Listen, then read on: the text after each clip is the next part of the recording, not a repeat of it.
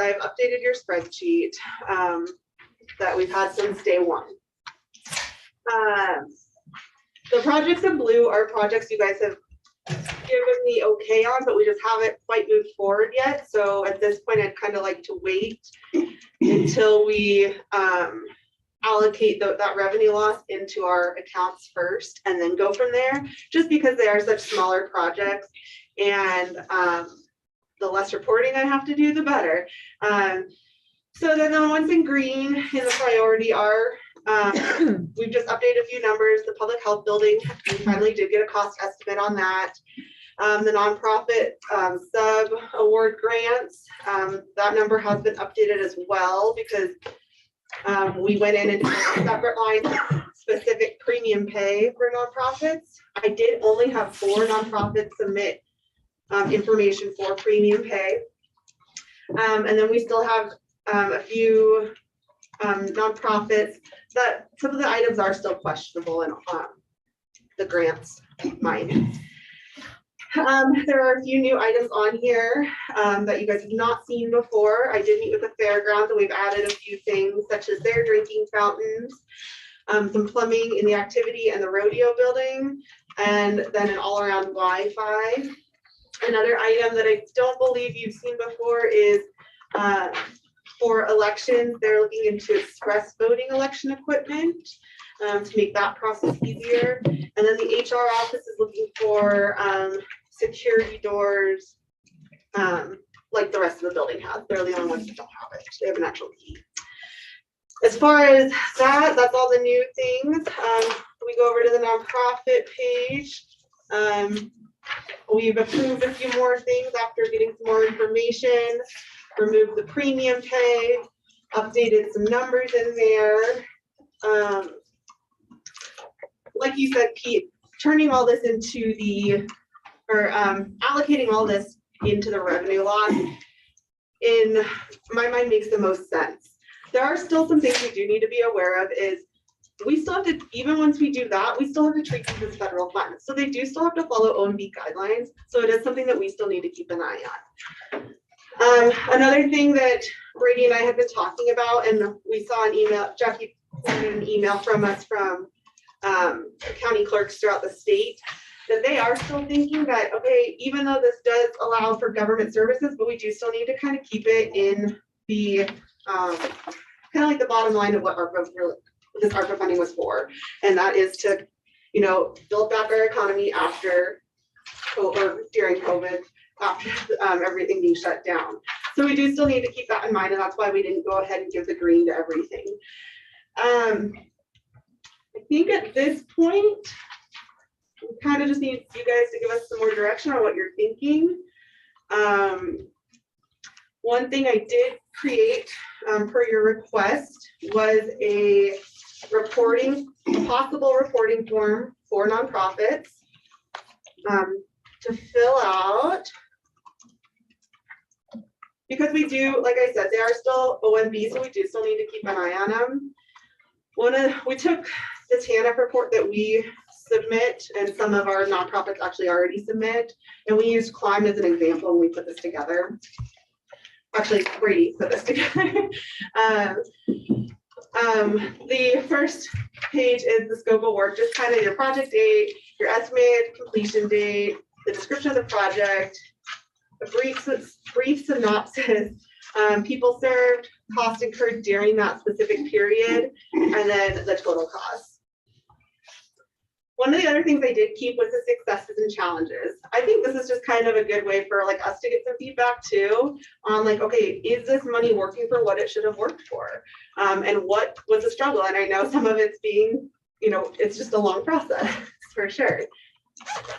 And then finally, we did just a quarterly expenditure page. One of the things we would like is I'd like invoices and receipts submitted as well. They could be scanned copies. I'm fine with that.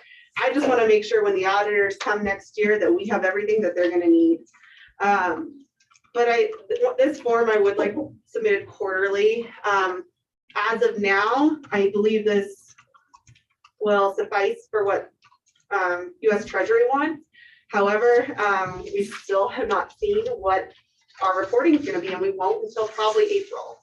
because our first report's due April 30th. But at this time, this is a good guess on kind of what you're gonna want, especially because it's supposed to be streamlined, but we don't know for sure. Any questions on the form? Yeah, Sandy, I looked, when I read some stuff here, I looked into the in terms of reporting guidance. And I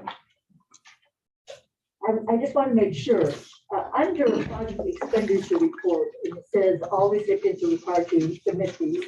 And it says quarterly report that metropolitan cities and counties with a population below 250,000 residents that are allocated more than 10 million need to do quarterly reports. Otherwise, they do annual reports. So are we going to be submitting quarterly reports to the county? We are not. As a county, we're supposed to be submitting annually reports. Okay. Or annual reports. This is kind of just the information. So I think a quarterly, in my opinion, I don't think was asking too much. We made this form really simple, easy to follow. I had Evelyn overlook it as well, just to kind of get that nonprofit opinion. But I do feel that this, I think the quarterly would make sense in my mind, just because you do lose the information, and at least, and then once you're done spending the funds, I don't see any reason to keep reporting. Okay. So. All right, I just wanted to make sure. No, as a county, we are only reporting annually. Okay. Anybody like to chime in at this point on anything that's been presented this morning? And we'll look online. Also, if you have your hand up, Evelyn, is there something? I was just gonna say the form that Bailey put together is really simple. So it's not something that's gonna cause an undue burden. It's just a couple simple questions. And then a budget, which they're already tracking, so. And then Bailey, are you anticipating a voucher sent in with the quarter report? Actually, what I was thinking is, because some of these nonprofits, they don't have the money on hand. What I'd like to do is have Jennifer write up our agreements. They'd be very similar, I believe, to the community charitable relief funds we did last year. And then with that voucher, or sorry, with the agreement, Brady and I will put together a voucher, just so the vouchers are exactly what Amanda needs. We put together a voucher, send that with the agreement. They would sign the voucher, they would sign the agreement, get it back to us, and then we can issue their funds. But I mean, it was kind of an original thought of mine to do kind of the reimbursement method, but I do know that some of these nonprofits just don't have this money on hand like we do as a county. So it just made more sense to just go ahead and issue the funds after we have signatures. Okay. Well, the good thing about the quarterly, the county doesn't have to report anything but annually, is that it would help us answer questions and, sort of gather everybody. If you delay too long, you could get behind and it can be challenging. Yeah. So it just keeps everybody up on the same page. And then if any issues come up, as far as how they report to us, we find them early and have lots of chances to think about it rather than right at the end. Exactly. So I think for everybody listening, my intent is to get on the agenda next week or tomorrow. We'll start the agenda. And we're going to start dispersing those funds next week, hopefully, that we originally discussed, premium pay and emergency requests. Bailey, is there time to send you an emergency request? Or is that something that probably should have been done already? I know that there is one for sure. You probably know more than I do about one. As far as emergency requests, I only know a couple that are on a time crunch. But if there is, I mean, that's kind of up to you, because agendas are technically due today at noon.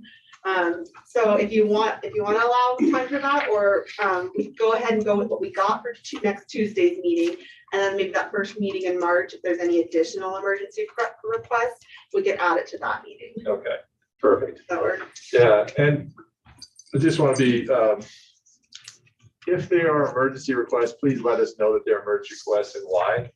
if you'd just like to get the money quicker, that's not an emergency request, quite honestly. And so there's a distinction in my mind between those things. I don't know, commissioners, how you feel about it. If people are needing the money now, please let us know and why. And then we're going to work through the projects as we go through the rest of the spring, hopefully being finished at some point with this part of ARPA funding. Any questions here in the room? Go here. Anything online? Does anybody have a question or concern online? Bailey or Brady, anything you guys need to add to this? I mean, I think at this point, we just need, I mean, the premium pay and what emergency funds we have, or sorry, emergency projects we have, will go to you on the 15th. Leaving a week or so to get a few more if there's any other emergency requests out there.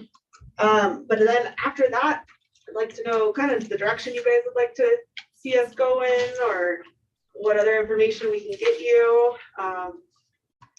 Like I said, there are some, I mean, not just nonprofits, but there are some time sensitive projects like that the county has put forward. That I think a decision should be made sooner rather than later. But that is all up to you guys. Commissioners, you want to handle that at all this morning, or would you like to wait until the meeting on Tuesday, next Tuesday, to handle those priorities? Any thoughts about where you would want to go next? So we premium pay and emergencies. Where would you like to go next? Do you have a thought about that? If you don't, that's no issue. I have a thought, Sure. and that is considering the fact that you're the chair and you can make any accommodation you feel like you need to make. I don't know that the deadline has to be the deadline for, for the agenda meeting. I think you have some discretion in that regard. I'm fine with going ahead with basically everything in blue and everything at the top. The obligated and the proposed, unless we need the proposed to happen. I mean, there's some structural things, right, that they were talking about. But I don't know that we can, at this being a work session, I don't know that we can take action here, but we could have it all queued up for next week. It just is amazing how slow this process is. It's kind of driving me nuts. And I'm sure it's driving everyone else nuts. And then, so I don't know what your thoughts are on that. And then the other comment I think is, my question to all of the participants online and in the room is, I wonder if there's anything that you all have found to be particularly frustrating or cryptic, or any obstacles that are really challenging that maybe we can help you get through. I'm gonna guess that's already been done, but I wanted to ask the question. Anybody have a thought? I had a conversation with someone who thought that continual work sessions was not useful, maybe kind of repetitive. But I just want to give people the background. When we did the first work session, we were contacted and said, well, I didn't even know you were having a work session. My nonprofit, my entity would like in. And so that was the call for the second work session. So just a little bit of context behind that. This work session is to try to make sure that everybody knows how we're headed, at least next Tuesday. Our idea is to try to get the funds out to you guys as best we can. However, there is some difficulty when, one entity's asking for 800,000 and the other entity's asking for 3,500, right?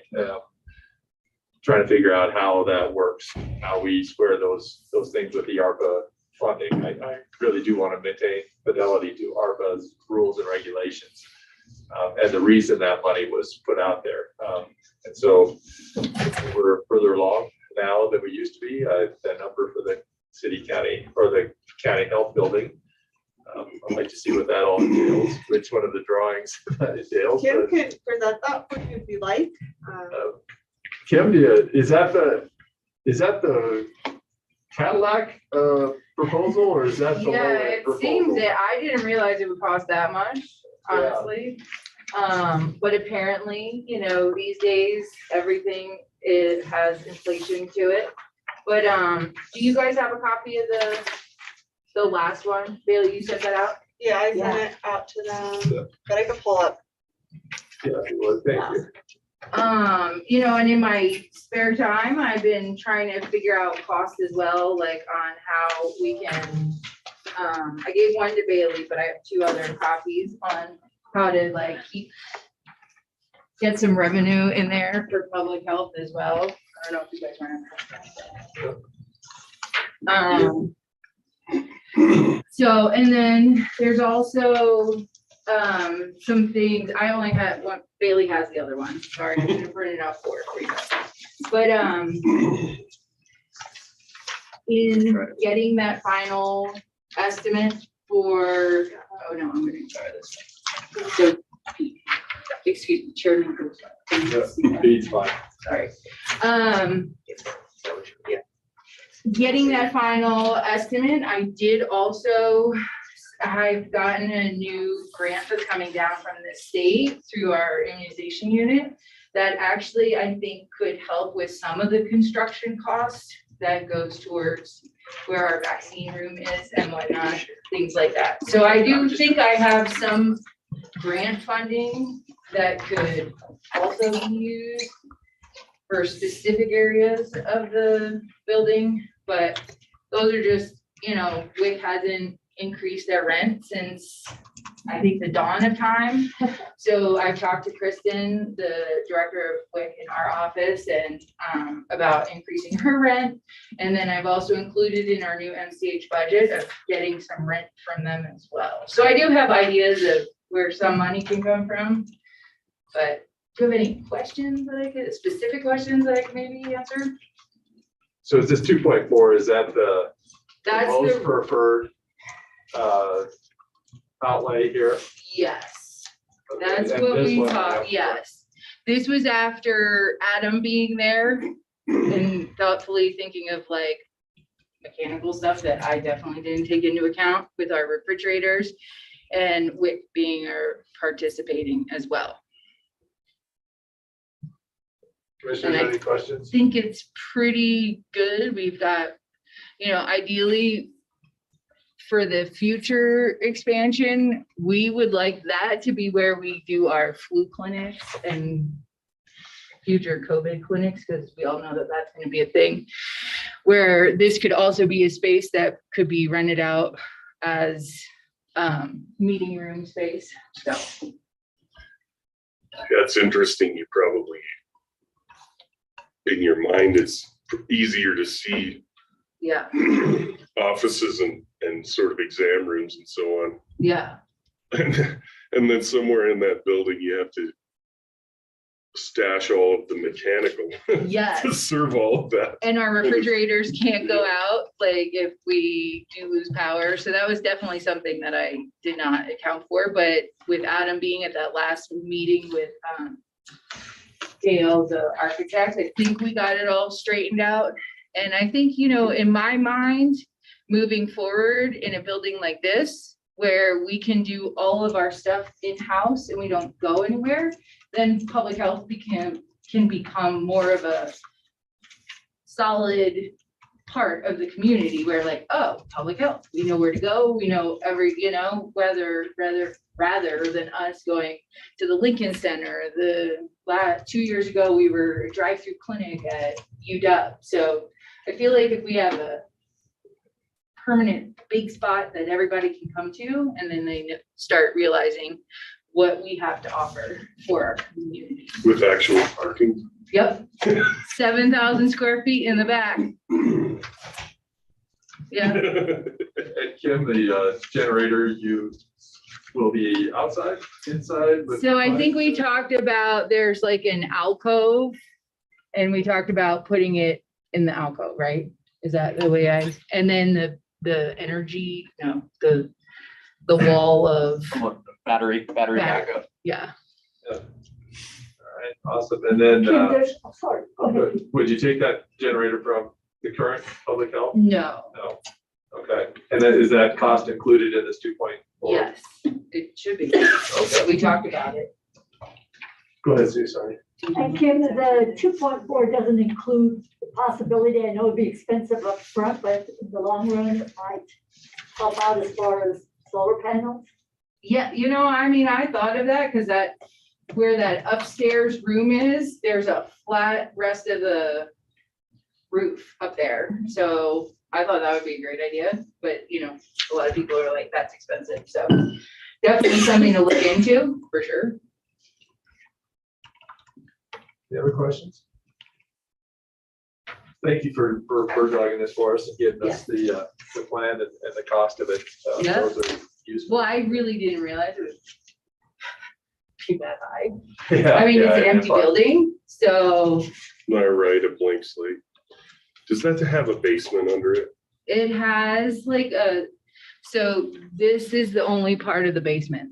It's under this storage. Ooh, sorry, I shouldn't touch. It's under here.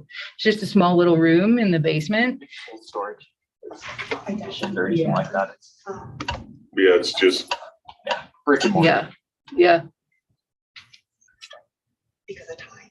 But I was just, in my mind, I was thinking about how utilities do in there, whether they're sawing the floor. Or what. Sometimes, like the exam rooms, yeah, it's kind of like in a house, the tighter you cluster water and sewer, the more money you save, right? right. That's what we were assuming, and it's literally concrete right now. So all you know, you would think that it would be. So like I don't know which of those rooms, if I was designing a space, Yeah, that would be my consideration is like, like the break room is in the center, and if it was out on the edge, and the exam rooms were in the center because they require water and stuff.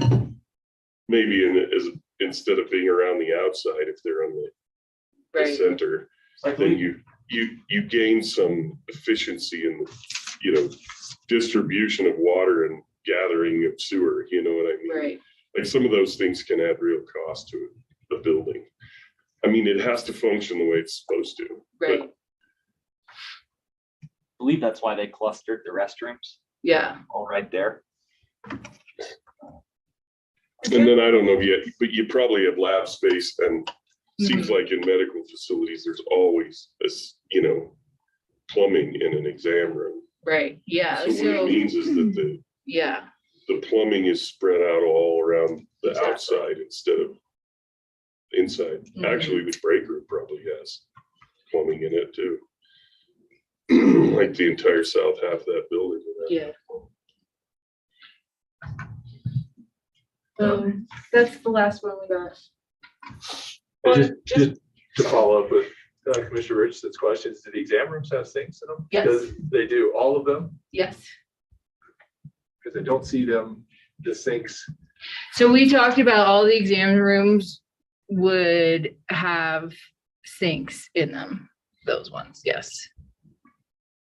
If I remember correctly from the meeting with the architect, these drawings are essentially kind of a Right. baseline blueprint. You're not in your finalized design. Right. Not every door is where it is. Not Okay. every sink or toilet is in true form. They're trying to give you a price point based on layout per square foot, based on your needs, Sure. was my understanding, unless. Yeah, no, that's exactly right. And then, everything can still evolve from here, but this was everything that we think we need. Yeah. At this point. Yeah, And then, prior to getting down to the nitty-gritty. yeah, being in a building that's been retrofitted with hot water tanks underneath the sinks. Yeah. And plumbing, it is a real concern and a real consideration. Yeah. um, For sure. For sure. So maybe you were. Yeah, just to be clear that the price estimate or the cost estimate of this does not include the price of the building. The price Does of not include the cost of the building. Just the renovation. just the renovations of the Oh, building. well, The price of the building is still the $750,000, Which has been there. which has been there over 3 years. I think you could talk them down. personally. With the amount of text I get from the realtor, I'm thinking But about. the other thing, Tracy and I had been having some discussions about this, and I didn't realize she wasn't gonna be here today, when I scheduled this. But we may have another, option for funding to actually purchase the building, and then just the construction fees. Another thing to point out is, they did put a 20% contingency. I had called Jake and I was like, Jake, what's up with the 20%? Usually we're at 5 or 10. He's like, Bailey, it's just because we have no idea what's happening. Things are changing daily. I mean, I believe I told you guys that I got a soccer field quote for 2.8 million. So when I saw this, I was like, oh, I can get this more than a soccer field. Which is crazy too, right? Yeah, but it's just because things are changing and we don't know what's really happening. It's because Treasury keeps printing money, which dilutes all the other money. It's a hidden tax. And on savings, it's a tax on cash. Any other questions here in the room, and then we'll go online. I don't want to waste any of you guys' time. Sorry. If I had No, this that, is super. if that was my building, I would put all the offices on the exterior walls and cluster all of the clinical So, stuff in the one center. of the reasons we did that is, so when we have people coming in, we do some private things between, like with clients, you know, we're doing STI and HIV case management. So we wanted some separation between like exam rooms and where like people are actually just sitting and doing their office stuff to keep that part separate. So there's some confidentiality. We do notice in our cramped building right now, you know, we have the exam room right across from an office, and, you know, we have little kids that come through quick, and yeah, it's just different. Kind of. Right, you have to segment, you have to break up the uses, Yeah. so they don't all cross through and Mhm. around and over Yeah, each other. but again, always can be tweaked if we do move forward. Any other questions, commissioners? Thank you. You bet, thank you. Any other questions about process or moving forward from anybody in person or online?